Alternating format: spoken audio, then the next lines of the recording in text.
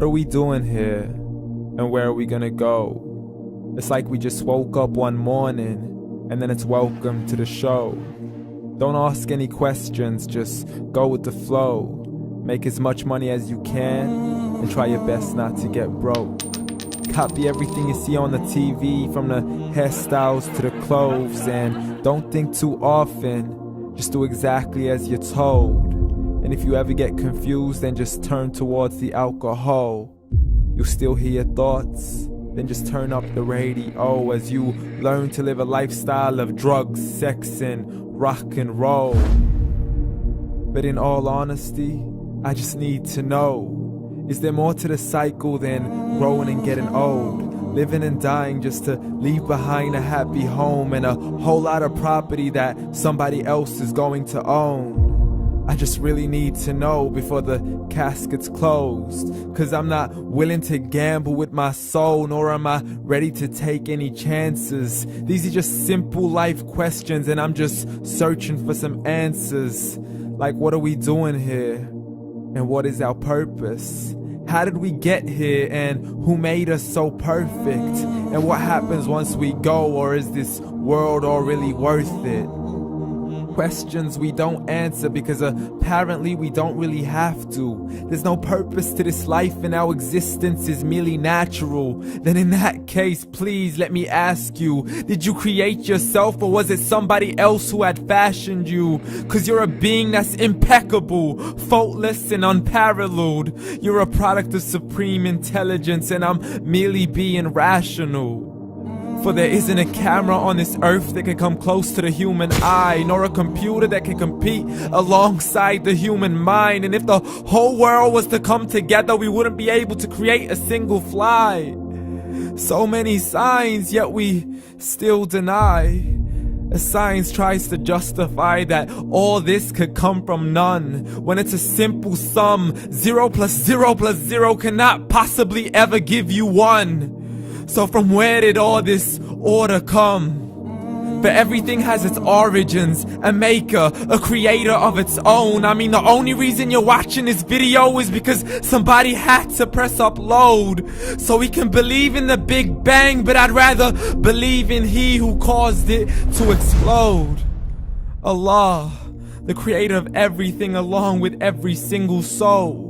The ever-living, the master, the only one who is in control. Unlike his creation, beyond our imagination. And no, he's not a man, nor does he have any partners in association. He's on his own. And no, he did not ever leave us alone. Just like every manufacturer, he left us with an instruction manual. The Quran and Islam, and I'm sorry to jump to conclusions, but it's the only one possible. The only definition of God is the one and only supreme being. It's logical, a book with 0 contradictions, with miracles that are both scientific and historical, all revealed over 1400 years ago. Like the detailed description of the human embryo. The descriptions of the human embryo in the Quran cannot be based on scientific knowledge in the 7th century. To the mountains as pegs holding firm the earth below, and the 2 seas that don't mix in a complete separate flow. To the planets in orbit, alternating night and day as they stay in flow. The expansion of the universe and the creation of everything from H2O.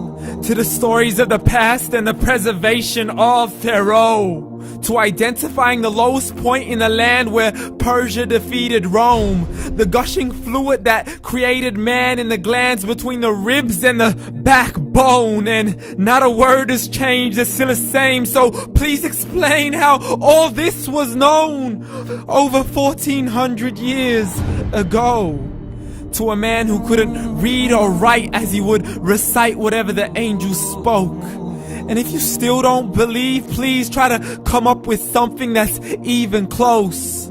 But you can't, so we took God as a mockery and his messengers as a joke. Muhammad could not read or write.